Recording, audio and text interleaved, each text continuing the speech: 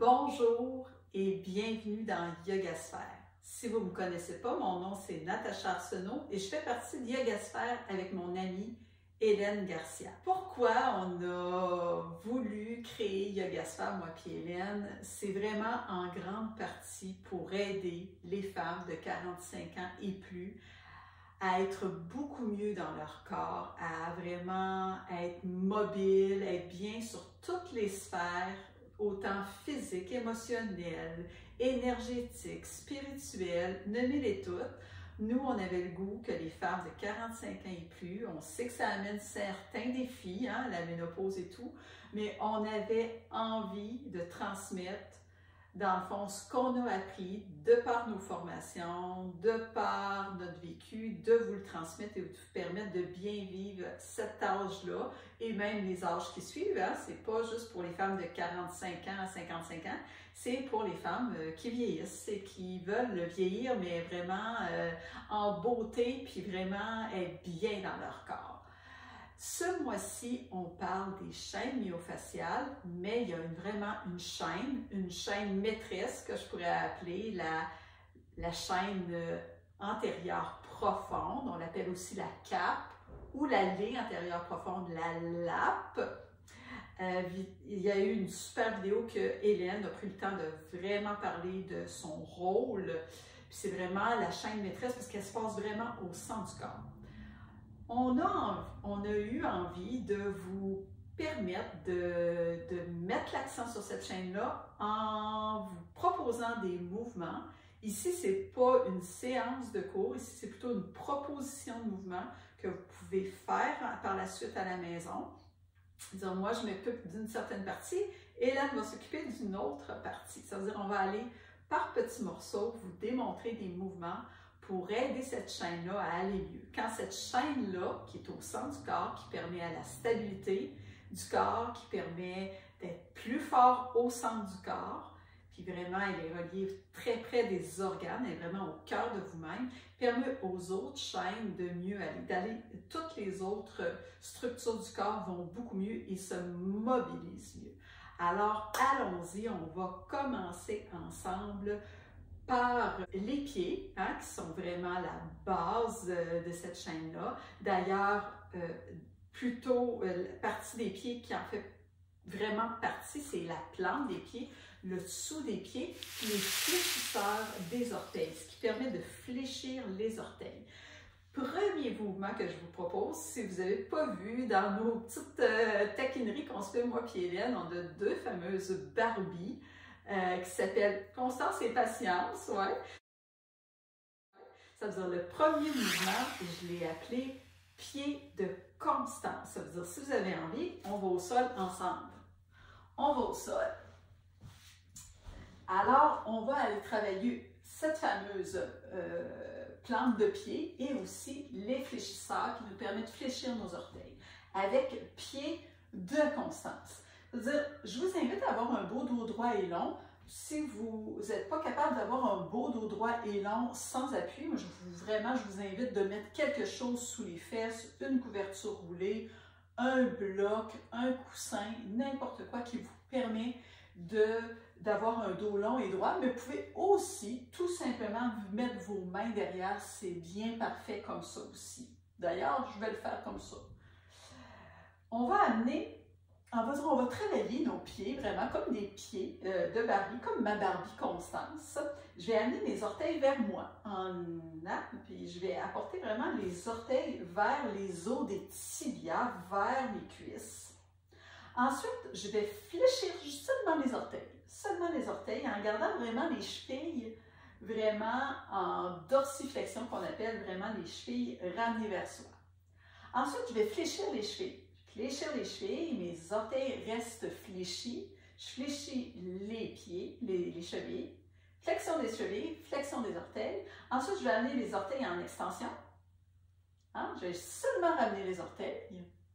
Et ensuite, je vais ramener les chevilles en dorsiflexion en gardant l'extension des orteils. Et ça, je peux m'amuser longtemps comme ça. Je peux fléchir mes orteils, fléchir les chevilles, faire l'extension des orteils, et faire l'extension des chevilles, c'est-à-dire la dorsiflexion plutôt des chevilles. J'amène mes chevilles vers mes tibias. Et puis là, c'est à vous de poursuivre comme ça vous tente. Je vous le refais une dernière fois. Flexion d'orteil, flexion de cheville.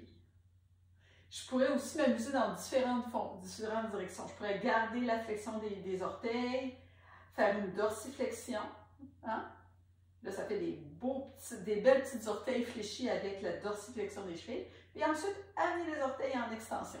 Je pourrais garder mes orteils en extension, fléchir les chevilles. Et puis, vous comprenez le principe. Alors, voilà pour la première partie de la chaîne antérieure profonde. On va poursuivre avec un muscle qui s'appelle le tibial postérieur. Tibial postérieur, qu'est-ce qu'il fait? Il fait l'inversion du pied. Hein? Et puis aussi, il fait monter, il fait la flexion plantaire. Où il se situe? Je ne sais pas si vous allez bien voir ma belle Laurie ici. À l'extérieur, ici, on a la fameuse malléole. C'est la malléole, c'est l'os rond que vous avez sur le côté du pied. La façon que ça fonctionne, c'est que vraiment le muscle part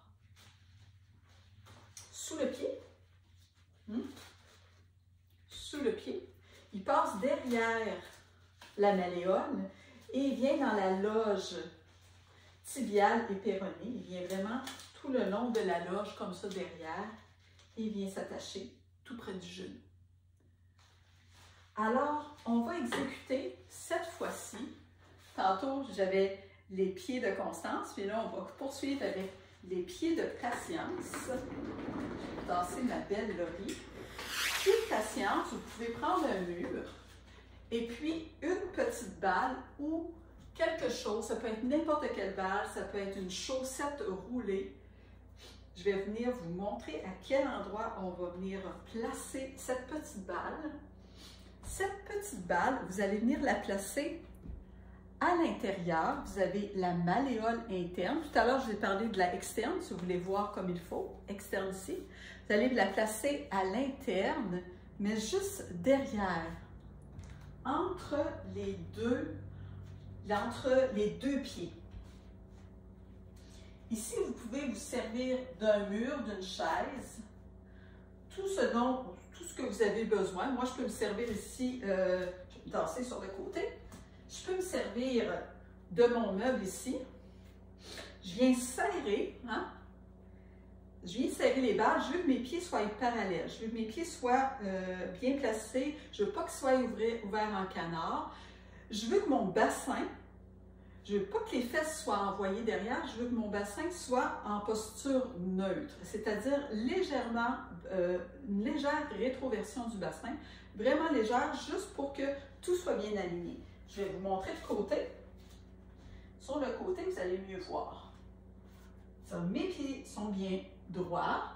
Ici, je veux garder mes courbes naturelles de ma colonne vertébrale. Je veux que mes abdominaux soient quand même engagés.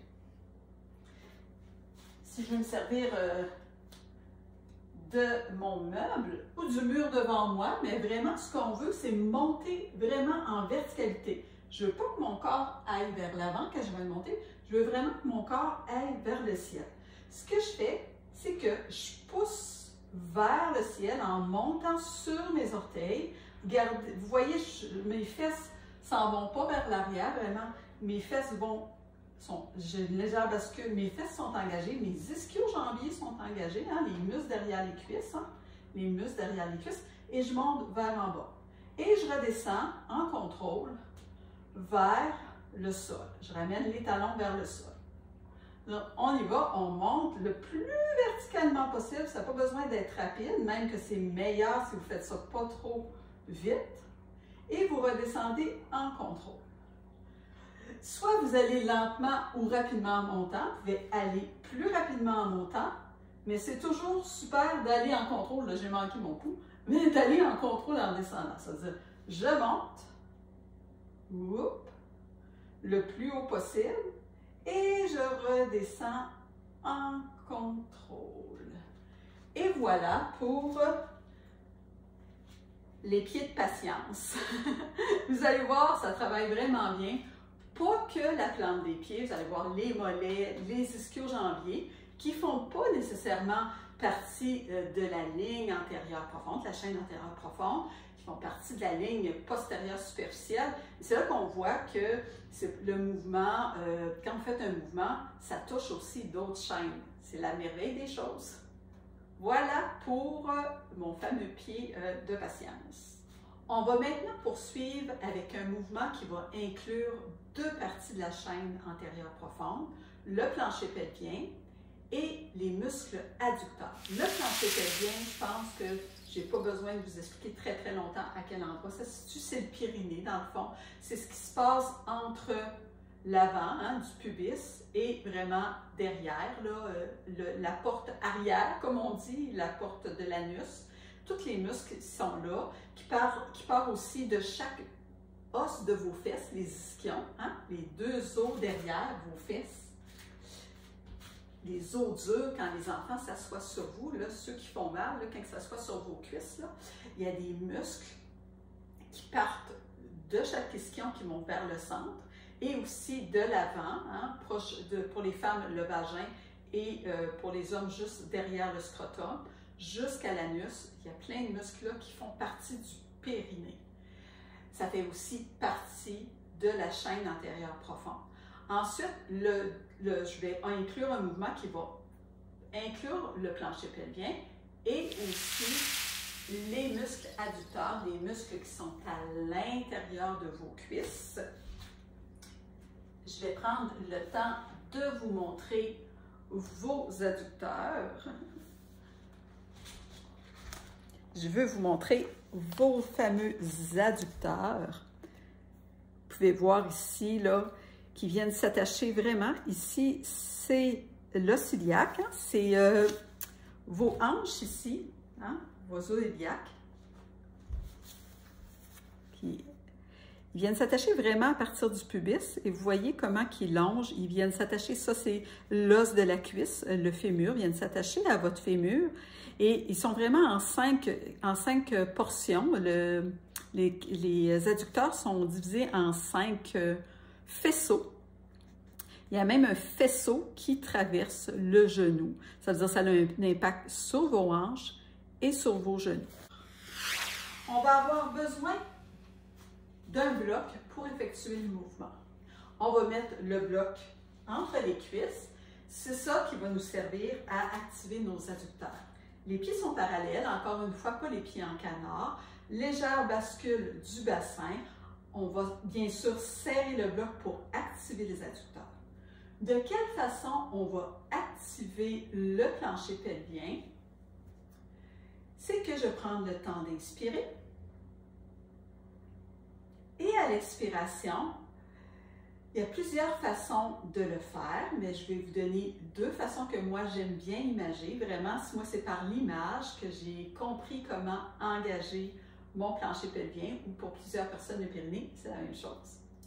Dans le fond, on veut que ça parte vraiment du plancher et que ça fasse comme un effet d'ascenseur qui monte étage par étage. Vous pouvez imaginer que ça part vraiment de bas et que ça monte vraiment haut. Moi, j'aime bien imaginer soit ça, que je ferme des portes, c'est-à-dire à partir des os des fesses, hein, les ischions, les 2 ischions, les os durs de vos fesses que je vous parlais tantôt. J'imagine que c'est comme le plancher qui se referme en dessous, qui veut se fermer, comme 2 portes qui ferment en dessous, et que c'est comme un ascenseur qui remonte vers le centre, vers le nombril. Je ferme les portes et je remonte à l'expiration. Alors, mais pour certaines personnes, ils aiment imaginer qui referment les fameuses portes et puis qui soulèvent un mouchoir et qui le remontent vers en l'air. C'est-à-dire, vous choisissez, ça peut être une bille que vous remontez, ça peut être un mouchoir. Allez dans votre imagination et choisissez ce qui est le plus approprié pour vous. Alors, je serre mon bloc, j'inspire et à l'expiration, je referme les portes. Moi, j'aime bien fermer mes yeux, faire ça. Je referme les portes et je remonte. Je remonte ma bille imaginaire, ou je monte des étages, ou je prends mon fameux mouchoir que je remonte et je relâche. Je serre mon bloc, j'inspire. Je ferme les portes de l'ascenseur et je remonte. Et je relâche. Je vais le faire une troisième fois avec vous. Hein? Je serre mon bloc pour vraiment activer l'intérieur des cuisses, les adducteurs. Je ferme les portes et je remonte. Et je relâche. Prenez le temps vraiment de relâcher parce que le plancher pelvien, il a aussi besoin de se détendre. Il n'y a pas juste besoin de juste se contracter, il y a besoin aussi de se relâcher. Alors voilà pour le mouvement de l'ascenseur et puis contribution des adducteurs en même temps. On va poursuivre avec un muscle hyper intéressant que tout le monde parle, le fameux psoas, c'est vraiment une vedette. Parce qu'on a souvent beaucoup de tension dans le psoas, parce qu'on passe beaucoup de temps, parfois assis. C'est un muscle qui est profond, qui permet de faire la flexion de hanche et aussi le basculement antérieur, c'est-à-dire antérieur du bassin, c'est-à-dire d'amener un peu les fesses vers l'arrière, de ressembler un tout petit peu à une poule. Hein, il y a vraiment cette faculté-là d'amener les fesses vers l'arrière, de ressembler un tout petit peu à une poule. Mais parfois un peu trop, parce que si on est vraiment beaucoup assis comme ça, il est un peu trop raccourci, un peu trop tendu. Il y a besoin de se détendre. Le prochain mouvement que je vais vous présenter tantôt, c'est bien d'avoir bougé un tout petit peu avant d'effectuer ce mouvement-là, d'avoir marché, quoi que ce soit, parce que ça va être vraiment un mouvement pour aller le relâcher. Je vais vous montrer, pour commencer, vraiment le psoas, pour que vous ayez une idée vraiment de sa profondeur. Il y a un gros impact sur le dos parce que ce que vous voyez juste ici, c'est la colonne vertébrale au niveau des lombaires, au niveau du bas du dos. Ça s'attache vraiment dans le bas du dos et puis ça vient s'attacher à votre fémur. Je vais vous montrer sur ma lori parce que des fois, sur lori, vous allez comprendre peut-être avec mon élastique. Si je vous approche de l'oreille, vous voyez sa colonne vertébrale. Hein? C'est vraiment dans la profondeur de la colonne vertébrale, vraiment les dernières côtes. Et ça passe vraiment ici, dans le bassin, vraiment profondément dans le bassin, et ça vient s'attacher à votre fémur. C'est vraiment, vraiment un muscle profond. Je me recule. Pour vous montrer, ça va vous prendre un bloc. Je m'en vais chercher mon bloc. Vraiment ici, respectez-vous. Si le bloc c'est trop gros, prenez une petite couverture que vous allez rouler. Hein, je vais prendre le temps de vous montrer. Une petite couverture. Ça peut être une petite couverture. Donc, vous faites tout simplement un petit rouleau. Ça n'a pas besoin d'être très gros. Allez-y, essayez-le avec le bloc. Si c'est trop haut, allez-y avec une petite couverture. Vous allez voir ce qui est le mieux pour vous. Moi, je vais le faire avec le bloc, mais je vous dis, en tout moment, vous pouvez mettre moins haut. Dans le fond, ce qu'on veut, c'est venir placer le bloc sous le bassin. Vraiment, là, présentement, là, je suis sous mon os du sacrum, c'est-à-dire l'os dur qui est au-dessus de la craque de fesses avant d'arriver au niveau lombaire où ce que ça creuse. Ici, vous faites garder une jambe pliée, c'est-à-dire la jambe gauche pliée, et j'allonge ma jambe droite. Ici, on vient faire une extension, hein? Le mouvement contraire de tout à l'heure que j'ai dit que le psoas faisait la flexion. Ici, on va dans le mouvement contraire, on fait faire une extension. C'est-à-dire, je vais vous demander d'amener encore pour activer encore plus dans le sens contraire, parce qu'on a dit aussi qu'il faisait le basculement antérieur. Hein? Basculement antérieur du bassin, c'est-à-dire que ça amenait le bassin, c'est-à-dire comme une poule, mais je veux le contraire. Je veux que le pubis vienne vers le nombril. Vraiment, ici, ça fait un beau zip. J'accentue le plus possible. Je j'amène mon pubis vers mon nombril. Ici, j'ai mon extension de hanche. Je ne veux pas que mon pied ouvre vers l'extérieur, je veux que mon pied reste droit. Talon au sol, orteil vers mon tibia. Je garde la bascule postérieure du bassin. Ici, j'enlève mes mains pour que vous voyez. Et je pousse mon talon. Je garde tout ce que je viens de vous dire. Bascule postérieure du bassin, extension de ma hanche et je pousse le talon dans le plancher. Le talon de ma jambe droite. Je pousse le temps que je suis capable de pousser. Je pousse, je pousse, je pousse. Je peux tenir ici 10 secondes, 15 secondes, 30 secondes, 1 minute. Et je relâche. Et je fais la même chose de chaque côté. Et comme je vous dis, tout dépendant de comment vous êtes bien, vous mettez une couverture. Si l'extension avec le bloc est trop grande, gênez-vous pas pour changer la hauteur. Mettez une couverture à la place. J'ai maintenant le plaisir de vous présenter le diaphragme. Je vais vous le montrer en image pour commencer. Vous voyez, il se situe sous les côtes, vraiment là, sous les côtes. Dans le fond, le diaphragme se situe vraiment sous vos côtes. Et c'est le muscle principal de la respiration. Super important, le diaphragme, de bien le mobiliser. Beaucoup de gens mobilisent très peu leur diaphragme. Ils n'inspirent pas profondément et puis ils n'expirent pas non plus profondément. Quand on inspire, le diaphragme descend et vraiment vient masser les organes internes, il pousse les viscères vers le bas. Et quand il y a expiration, c'est-à-dire que l'air ressort, alors il se soulève et vient masser dans un autre sens le cœur. Alors, vous voyez son importance, il n'y a pas juste un impact sur la respiration, mais aussi un impact sur la façon de bouger pour vos organes. Et puis aussi, il permet aux côtes, quand on a une bonne amplitude, les côtes se mobilisent mieux. Entre les côtes, vous avez des muscles, les intercostaux, qui sont vraiment placés entre chaque côte. Et puis, le fait de bien mobiliser son diaphragme va faire aussi que vos intercostaux vont mieux bouger. Combien qu'il y a de gens qu'ici, la cage thoracique ne bouge pas suffisamment? Hein? Il y a des douleurs costales entre les côtes, vraiment, qui seraient réglées par juste une meilleure respiration.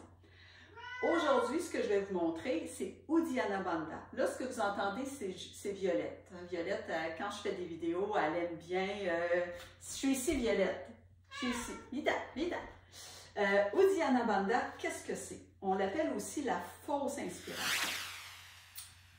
Uddiyana Bandha, c'est de la pratique. Uddiyana Bandha, c'est vraiment aussi appelée fausse inspiration, ou il y en a qui l'appellent aussi hypopression, une respiration hypopressive. C'est-à-dire qu'on devient comme un peu, on peut appeler aussi en apnée. C'est une fausse inspiration. De la façon que ça fonctionne, je vais vous l'expliquer, puis quand je vais le faire, je ne pourrai pas parler. Ça peut se faire dans plein de postures, ça peut se faire coucher, ça peut se faire dans plein de postures de yoga aussi que vous connaissez. Moi, je vous invite à explorer Uddiyana Bandha dans différentes postures de votre vie. Uddiyana Bandha, c'est de prendre une grande inspiration profonde, vraiment d'aller remplir ses poumons d'oxygène.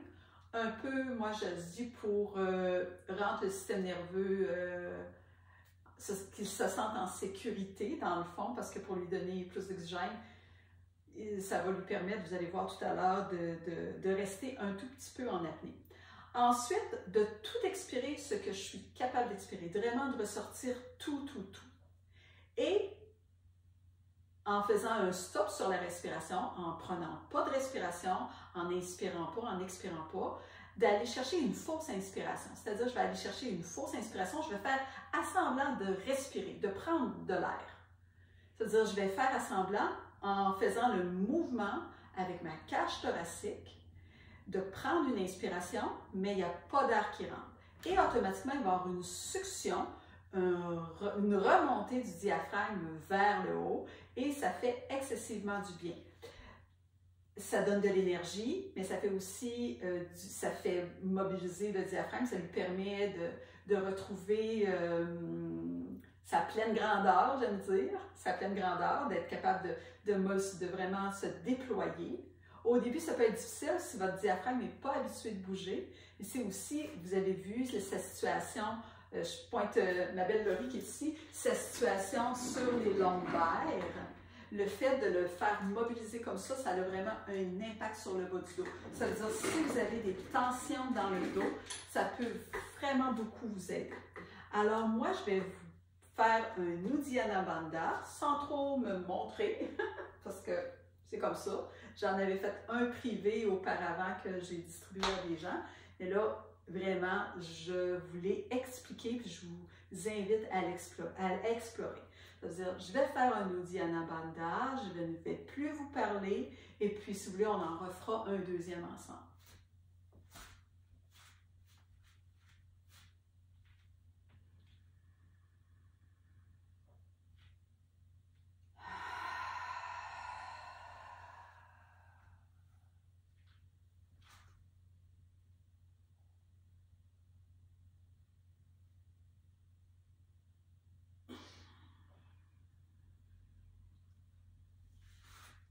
Je ne sais pas si ça a été évident à l'écran, mais vous avez vu que quand j'ai retenu mon air, quand j'ai fait ma fausse inspiration, j'ai retenu mon air jusqu'à temps que j'étais vraiment... j'avais besoin de reprendre l'air. J'aurais pu attendre encore plus longtemps, mais vraiment, respectez votre corps quand vous allez le faire. Je peux m'avancer un tout petit peu. Et là, c'est une façon de le faire. Ça peut se faire coucher, ça peut se faire d'une façon. Mais moi, je trouve que cette façon-là, c'est une bonne façon de commencer. Je vais vous l'expliquer, j'inspire. Je remplis vraiment mes poumons jusqu'en haut. J'expire. Par la bouche, je sors tout. Je plonge. Puis là, en poussant avec mes mains, ça va aider aussi en faisant une traction sur mes bras contre mes cuisses. Je vais faire une fausse inspiration. Je vais aller inspirer dans ma cage thoracique, dans le haut de ma cage thoracique.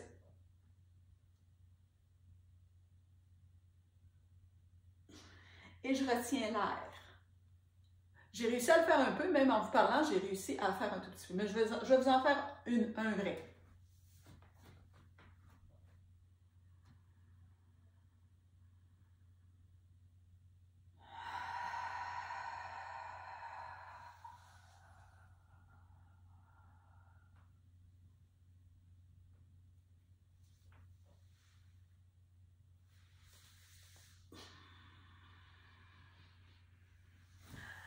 Alors voilà, moi je me suis rendue des pieds jusqu'au diaphragme. C'est au tour d'Hélène. Je vous laisse avec Hélène maintenant. Merci d'avoir été là et puis bonne pratique à vous.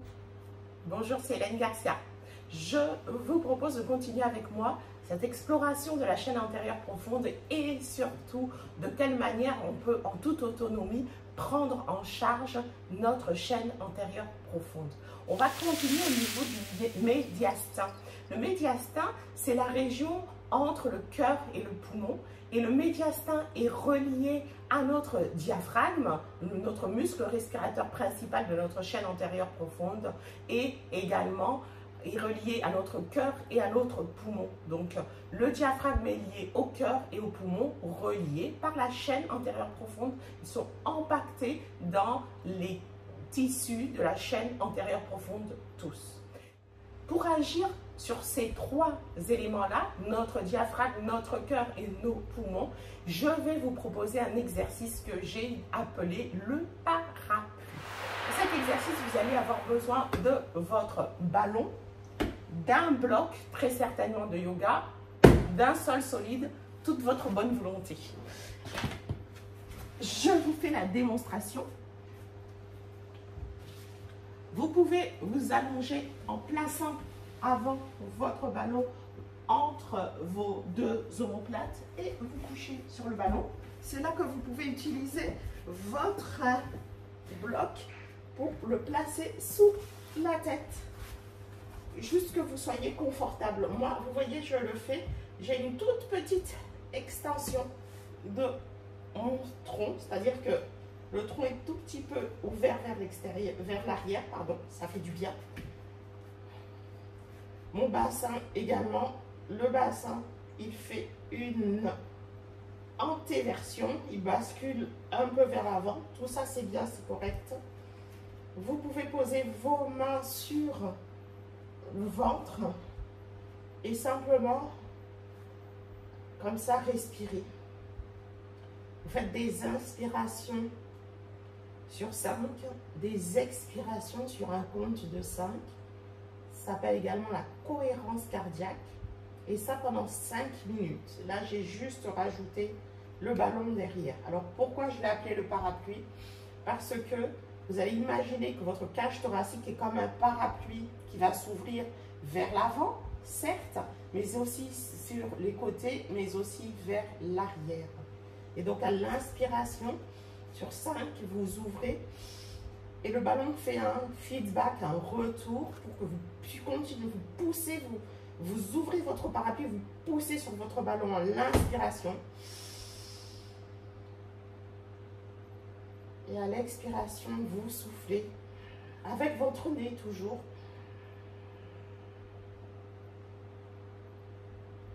Et votre parapluie se referme. On ouvre à l'inspiration, on pousse vers l'arrière sur le ballon, vers l'avant et vers le côté. Le parapluie s'ouvre dans les 3 dimensions. Et on expire, on referme. Et donc, vous pouvez faire ça pendant 5 minutes sur un compte de 5. Vous pouvez même utiliser des applications de cohérence cardiaque pour le faire. C'est juste la position en parapluie que j'ai ajoutée à cet exercice. On va continuer avec les scalènes. Les scalènes, ce sont également, bien évidemment, des muscles de la chaîne antérieure profonde. Pour ça, je me relève et je vais aller chercher Teddy, mon beau Teddy Tados. Je vais t'enlever le chapeau, Teddy. Et ton écharpe, je vais l'utiliser pour faire la démonstration. Les scalènes, ce sont des muscles qui vont faire comme des piquets de tente sur le côté, de chaque côté du cou. Et ils sont au nombre de 3 groupes, les scalènes antérieures, les scalènes postérieures et les scalènes moyens. Donc, ils font là comme des piquets de tente. Chaque côté, c'est très important, ils sont accrochés aux premières et deuxièmes côtes de la cage thoracique qu'on vient de faire travailler là tout de suite. Donc, ils participent à l'inspiration. Ce sont des inspirateurs secondaires pour ouvrir les côtes jusqu'au bout, les dernières côtes qui peuvent s'ouvrir à l'inspiration. Ça, c'est leur rôle. Mais ils ont également un rôle, alors laissez-moi voir mes notes. Oui, sur la flexion latérale et la rotation du cou. Donc, les scalènes moyens stabilisent la tête de la flexion latérale. Et donc, ils sont inspirateurs superficiels. Et les scalènes antérieures, devant, eux, ils participent à la propulsion de la tête, le fait d'avancer la tête. Et également à la flexion de la tête et du cou. Donc, eux, ils sont dans la team, dans le gang des propulseurs de la tête en avant. Cette propulsion de la tête, c'est une tendance qui est délétère, qui est très, très mauvaise pour un bon fonctionnement de votre corps. Et cette propulsion de la tête, elle est favorisée par plein d'habitudes, par le travail sur l'ordinateur, les téléphones, la lecture aussi, mais également par le stress. Avec le stress, on a tendance à avancer la tête. Mais ça, c'est un sujet qu'on va pouvoir évoquer plus tard chez YogaSphere. Et donc, je vous remontre, mais Teddy est loin pour vous. Je vous rappelle, les scalènes, ils sont accrochés première, deuxième côte et ils viennent ici sur les côtes, sur les vertèbres cervicales, les côtés des vertèbres cervicales. Là, on va demander à Louis XVI de faire la démo pour les vertèbres. Ici, les côtés des vertèbres cervicales, là, et de la C3, qui est ici, celle-là, la 3e vertèbre cervicale, jusqu'à la C6, 3, 4, 5, 6. Voilà, tout le long, là, les scalènes, là, sur le côté, les scalènes sont accrochées. l'exercice que je vous propose, c'est un exercice d'auto-massage avec la balle dure, la balle moyenne. Et pour ça, il va vous falloir un coin de mur. Alors moi ici, dans mon petit studio, je n'ai pas de coin de mur, mais il va falloir qu'on imagine. Je cherche très très vite. Enfin, je vais trouver une solution. Je vais peut-être utiliser Teddy comme coin de mur pour vous montrer, parce que moi je fais cet exercice, mais dans un autre endroit de ma maison, là où j'ai un coin de mur. Alors, imaginez que Teddy fasse un coin de mur qui est un mur ici, et qu'il reparte là, et que ça soit le coin de mur. Il faut que vous placiez votre balle sur la zone scalène qui est ici à la base de votre cou, juste là, un petit triangle, vous imaginez, là. Et là, vous allez pouvoir masser vos scalènes simplement en vous appuyant sur votre coin de mur, le dos le plus parallèle possible au sol, voilà, et en faisant des mouvements. Là, je fais le mouvement de la balle, mais c'est vous qui bougez comme ça. Ok, je vous ai fait un petit dessin avec mon petit bonhomme à ficelle. Je vous montre. Voilà. La balle sur le coin et vous vous placez le dos le plus parallèle possible. Et donc, vous pouvez faire un appui soutenu ou bien vous déplacer afin de déplacer la balle comme ça. Pour ceux qui n'ont pas de coin de mur, sait-on jamais, vous pouvez tout simplement masser également en appuyant là, comme ça. Vous pouvez également, que vous soyez au coin de mur ou comme moi, je suis à présent, vous pouvez faire des mouvements de tête. Je vous ai dit rotation pour les scalènes, les mouvements qui font travailler vos scalènes. Et ainsi, vous faites une pression, une torsion, vous poussez, vous tordez et vous mobilisez. Petit rappel pour cet exercice, assurez-vous que votre tête soit quand même bien éloignée du mur pour ne pas vous frotter la tête contre le mur. Vous pouvez également presser et puis respirer. Je vous ai dit que les scalènes sont des muscles aspirateurs, donc à la fin, vous allez quand même les contracter. C'est ça le principe, c'est de contracter le muscle sous la pression de la balle, ce qui fait le massage. Et bouger la tête, vous pouvez bouger les bras également dans cette position. L'élément suivant, c'est notre os hyoïde. L'os hyoïde, c'est vraiment un os très très particulier. Il n'y en a pas deux comme lui dans le corps. C'est le seul os qu'on a au niveau de la gorge, à l'avant de notre cou. C'est également le seul os du corps qui n'a pas d'articulation propre avec un autre os. Voilà, qui ne fait pas articulation avec un autre os. Et c'est un os qui participe à plusieurs fonctions importantes de notre corps. L'os hyoïde participe à la respiration.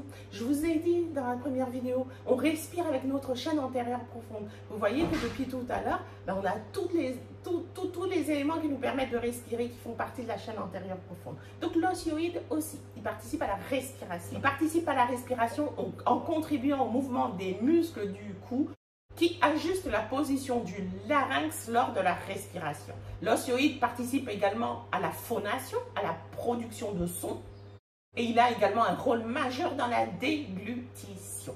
Et enfin, il a un super gros rôle dans l'équilibre du corps et dans la posture, parce que c'est le carrefour entre la tête, le cou et le corps. Donc, il permet de régler également les mouvements de ces trois éléments l'un par rapport à l'autre. Autrement dit, il permet une adaptation de la position de la tête par rapport à la position du reste du corps. Je vous ai dit que l'os hyoïde n'est accroché à aucun autre os par une articulation, mais il est quand même inséré dans le corps et en fait il est suspendu. C'est un os suspendu comme ça là, comme une étoile, comme la langue également. Je pense que je fais souvent ça pour représenter la langue. Il est suspendu comme la langue en haut par des muscles qui s'appellent supra, c'est-à-dire en haut, au-dessus de hyoïdien, au-dessus de l'os hyoïde. Mon petit, ça fait, voilà, accroché à l'os hyoïde ici et accroché notamment à la mandibule, à la mâchoire du bas, là. je vous montre sur Louis XVI, accrochés notamment, hein, ils ne sont pas tous accrochés à la mâchoire du bas, à la mandibule ici, et devant, accrochés à l'os hyoïde qui est par là. Ces muscles-là, en tirant, se contractant, permettent d'élever l'os hyoïde, notamment pendant la déglutition, quand on avale notre salive dans les 2000 à 3000 fois par jour. Parmi ces muscles-là, il y a les muscles qui constituent le plancher de la langue. Et donc oui, la langue fait partie également de la chaîne antérieure profonde. On va y revenir parce que c'est des exercices de langue que j'ai choisis pour faire travailler les muscles suprayoïdiens notamment. Et vous avez donc les muscles infrayoïdiens qui, eux, sont accrochés à l'os hyoïde, mais ils sont vers le bas, comme ça, un triangle. Et eux, en se contractant, en raccourcissant, ils font descendre l'os hyoïde pour assurer toutes les fonctions dont je vous ai parlé tout à l'heure. J'ai choisi des exercices qui peuvent agir sur notamment les muscles suprayoïdiens aujourd'hui, et ce sont des exercices de langue. Donc vraiment, je vais vous montrer quelques exercices, mais vous pouvez y aller vraiment, c'est juste limité par ce que vous pouvez faire avec votre langue. Donc, je vous propose, comme ça, en vrac, de faire comme si vous vouliez bâiller. Donc, votre langue va se contracter et descendre vers le bas. Moi, c'est ce que j'appelle du fitness lingual. Et vous la maintenez comme ça. Elle va s'encrapahuter vers la base. Vous maintenez la contraction, 6 secondes ou 12, comme vous voulez. Et vous pouvez toucher et sentir que, effectivement, on sent une contraction du plancher de la langue, des muscles suprayoïdiens. Alors, vous pouvez faire 12 fois 6 secondes, ou bien l'inverse, 6 fois et vous tenez 12 secondes. Vous pouvez également faire l'inverse, c'est-à-dire plaquer la langue, poser la pointe de la langue sur le palais et pousser fort vers le haut et maintenir 6 secondes ou 12 secondes comme vous voulez. On pose, on entrouvre un tout petit peu les dents et on pousse fort vers le haut. Plus qu'on peut, on sent aussi une contraction là-bas.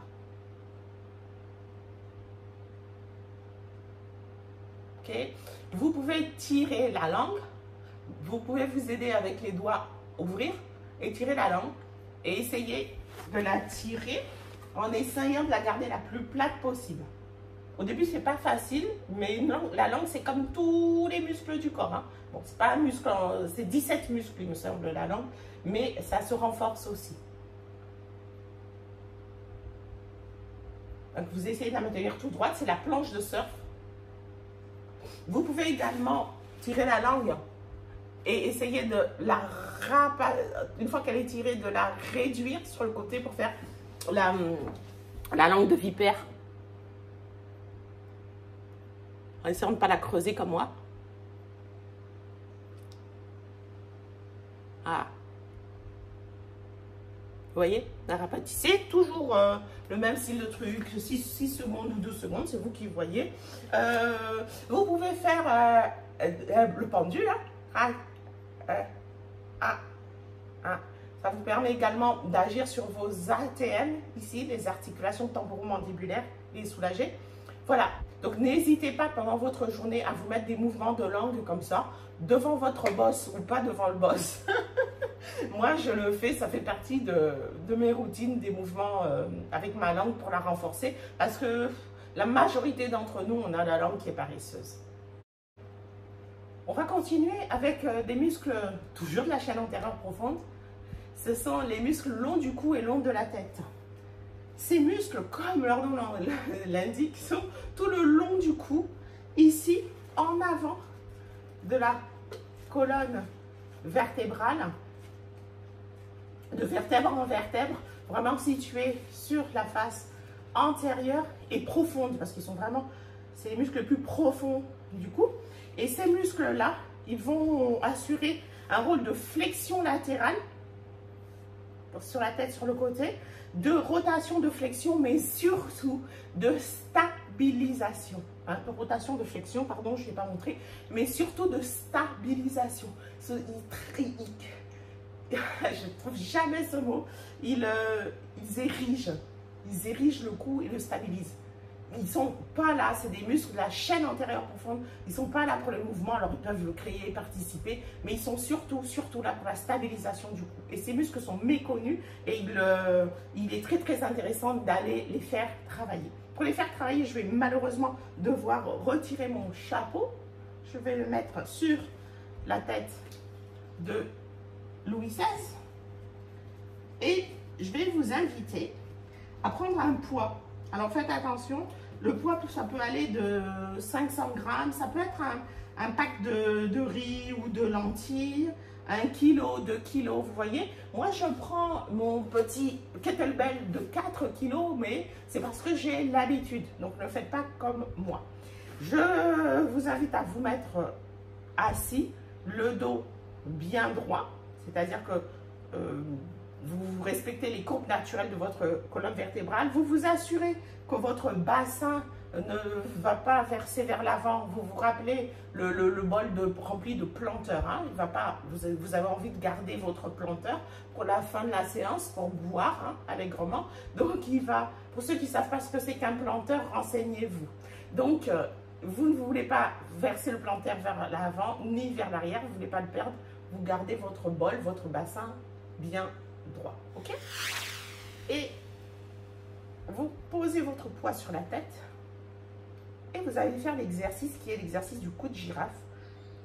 Poussez avec l'intention d'allonger votre cou et vous maintenez. Vous maintenez, vous pouvez fermer les yeux, mettre l'intention sur ces muscles le long du cou et le long de la tête. Je vous ai montré qui vont monter hein, jusqu'au niveau du crâne et vous relâchez. Et le mouvement est infime, hein, vous ne le sentez pas, hein, mais vraiment, c'est pour ça que je vous demande de fermer les yeux pour y mettre l'intention d'agrandissement. Faites attention de bien garder tout le reste bien neutre. C'est vraiment uniquement le cou qui fait le travail. Donc, vous travaillez le long du cou et le long de la tête. Vous pouvez faire comme dans les exercices de langue, maintenir 6 secondes ou 12 secondes et faire 6 fois 12 secondes ou bien 12 fois 6 secondes. C'est vous qui voyez pour avoir un cou bien fort et bien stable. Et enfin, on arrive à la partie terminale de notre chaîne antérieure profonde qui est constituée du muscle masséter, qui est un muscle masticateur, un muscle élévateur de la mâchoire. Ce chapeau aura fait le tour du monde aujourd'hui. Le muscle masséter, il est inséré ici au niveau de l'arcade zygomatique et en bas sur la mâchoire. Oh là là, super les mots là aujourd'hui. Et en bas sur... on dirait pas le masséter, on dirait un gros abcès. Donc ici sur la mâchoire, et quand il se contracte, crac, il se permet en se raccourcissant de fermer la bouche. Pareil, puisqu'on y est avec son pote, le temporal. Le temporal, il faut imaginer, c'est un peu comme un coquillage là. Il est accroché ici sur la tempe. Et lui, c'est la même chose en raccourcissant. Et il a ici hein, également sur la mâchoire du bas, en raccourcissant, il vient fermer. Et vous avez un muscle jumeau. Le jumeau du masséter, il est tout parallèle, mais à l'intérieur. Voilà, comme ça, ici à l'intérieur. Et ça s'appelle il s'appelle le ptérygoïdien médial. Et lui, il permet également de fermer la bouche. Il faut savoir que ces muscles-là sont très souvent sollicités, hyper sollicités, beaucoup trop sollicités. Moi, je dis qu'on laisse en permanence le système allumé. Or, c'est un système puissant. Le masséter, il fait partie des muscles les plus puissants de votre corps. C'est grâce à lui que vous arrivez à croquer, pour certains d'entre vous, les os de poulet avec vos dents, avec vos mâchoires. Il y en a certains qui arrivent à tirer des voitures ou même des camions à la force, en tout cas en tenant très fort avec leur mâchoire. Et c'est également lorsqu'on veut faire un effort dans la vie qu'on serre les dents. Et bien c'est tout à chaque fois qu'on utilise ces muscles-là, ces muscles masticateurs. Et également, je vous ai dit tout à l'heure qu'on pouvait déglutir de 2000 à 3000 fois par jour. Et bien à chaque fois que vous mettez vos dents en contact, en fait, vous utilisez vos muscles masticateurs. Donc la même chose pour les personnes qui serrent les dents ou qui grincent des dents pendant la nuit. Vous voyez, c'est vraiment le système qui est allumé en permanence. Et il faut donc veiller à l'éteindre. Ces muscles, ils sont sursollicités, donc je ne vais pas chercher à vous dire de les muscler davantage. Je vais plutôt vous apprendre comment vous pouvez les masser. Pour ça, vous prenez les 2 balles dans leur sac, votre bloc de yoga, je réessaye parce que moi je le fais sans le bloc, mais je ne sais pas si c'est parce que j'ai pris l'habitude. Je vais juste me positionner que vous puissiez me voir. Vous placez les balles sur le masséter et une sur le temporal. Vous retirez vos lunettes et vous venez vous coucher sur le bloc. C'est dans cette position-là qu'on a les muscles masticateurs les plus détendus possibles et qu'on va pouvoir les masser. Et là, vous pouvez rester.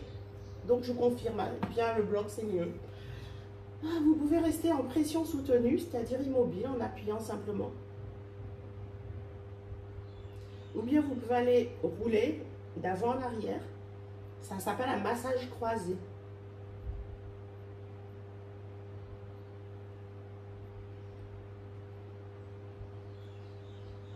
Vous pouvez également ouvrir et fermer doucement la bouche. Faites-le tout doucement, parce que vous avez l'articulation qui peut avoir des problèmes. Déjà, et ça peut être un peu désagréable. Donc pour tous les massages, allez-y vraiment tout doucement. Respirez. Moi, c'est un massage que j'aime beaucoup. Voilà. N'oubliez pas l'autre côté. Si vous avez un autre côté, bien sûr. Et enfin, pour terminer, la chaîne antérieure profonde connecte par le cuir chevelu les 2 muscles temporaux. Hein, comme ça vous fait comme une sangle qui connecte les 2 muscles temporaux sur le côté. Et donc, je vous invite également, à tout moment dans la journée, à vous masser, à vous tapoter le cuir chevelu, notamment cette partie, tout simplement en faisant des petits tapotements réguliers, au rythme que vous préférez. Ça active également le système lymphatique, l'évacuation des déchets. Ça permet d'activer également tous les points d'acupression. Et en même temps que ça, vous pouvez tapoter également le temporal et même le masséter si vous voulez. Et donc, en même temps que ça dénoue, délie les tensions musculaires et faciales.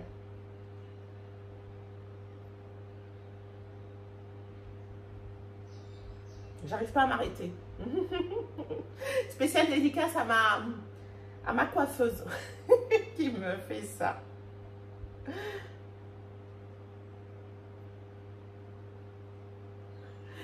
Voilà.